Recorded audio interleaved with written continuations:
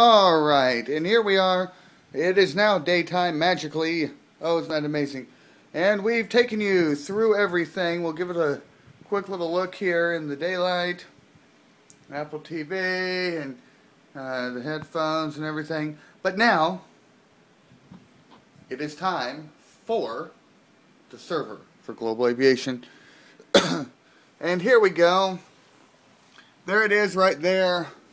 It is a Dell Optiplex GX 270 from 1995. Eric Edmond donated this to Global Aviation. He used to be my supervisor at the Parsons State Hospital and Training Center. And this is a server that they used to use. It does have an Intel Pentium 4 processor, certified for Windows XP. Okay, so I've upgraded this puppy to 3 NICs. It's also got 4 gigs of RAM, of which it sees 2 because it's a 32-bit processor. Okay, I'm sorry, it sees 3. It also has an Apple logo on it. But it also has a 40 gig hard drive as well as a 100 or 1.5 terabyte hard drive inside of it.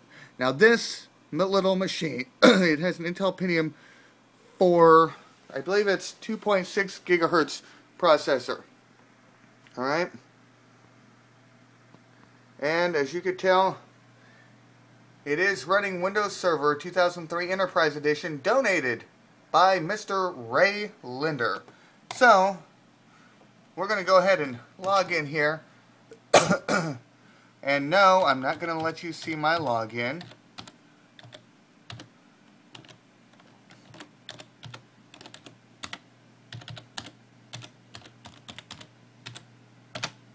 Okay, and here we do have the Global Aviation server systems.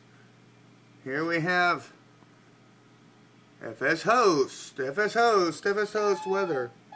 And I apologize, my alarms are going off to tell me to wake up.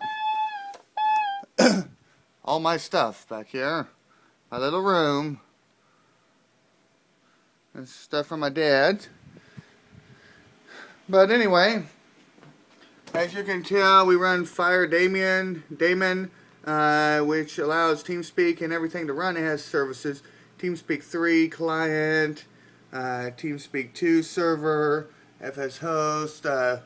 Right now, I've shut down everything on here. This puppy used to run everything.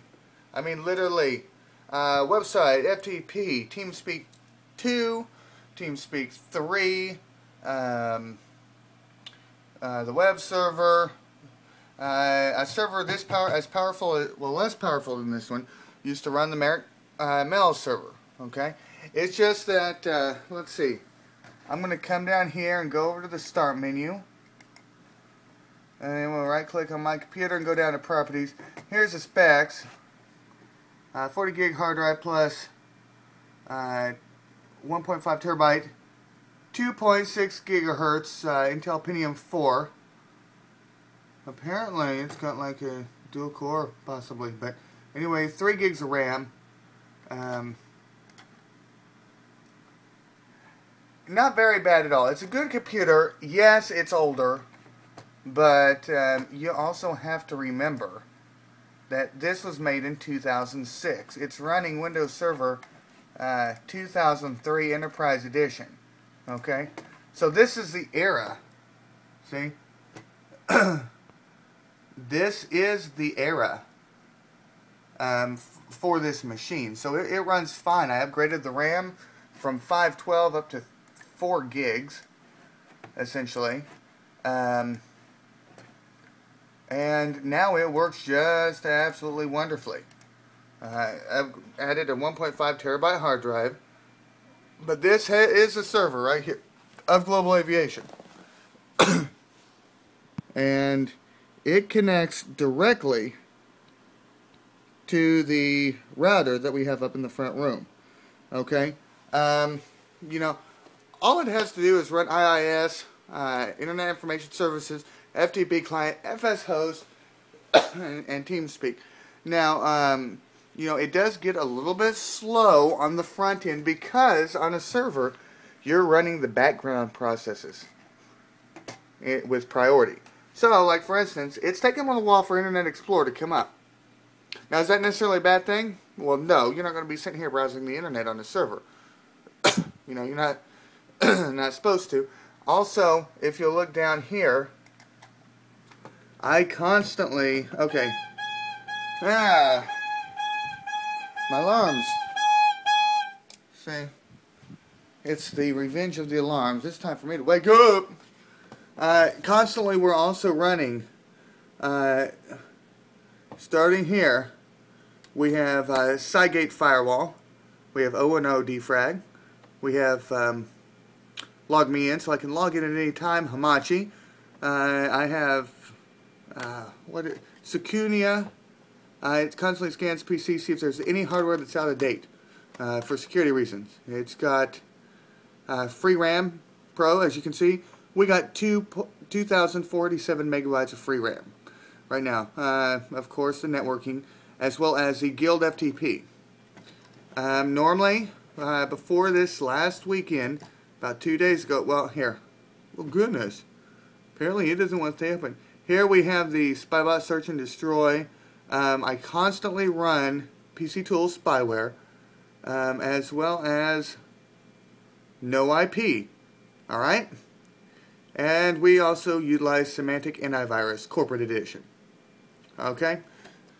So, we have firewall and everything on here. Now, what happened 2 days ago, we used to run... Now, this has been about a week, a little less than a week ago, about 5 days ago. We used to run GFS, FS host on here. Okay? We also used to run the TeamSpeak server on here. They were actual processes in...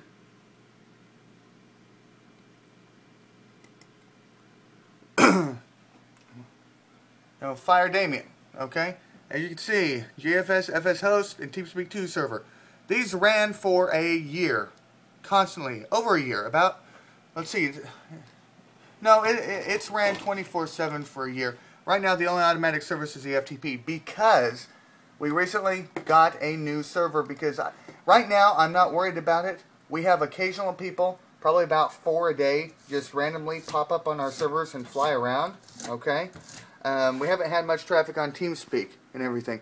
Gotta remember, this is an older one, and we're going to begin really hitting it. So we're going to have a lot more traffic. So I wanted to get a server that could, you know, handle all that. So, but the server I got only had a 40 gig hard drive. And I'll explain more about that later. But this has a 1.5 terabyte. So I have already shut down the FS host on this one and transferred it over. I believe it was on Saturday or Sunday, and the TeamSpeak 2 server, and we have actually launched TeamSpeak 3 for an administrator beta. So, yes, this is the original server. This is the only 32-bit machine I own.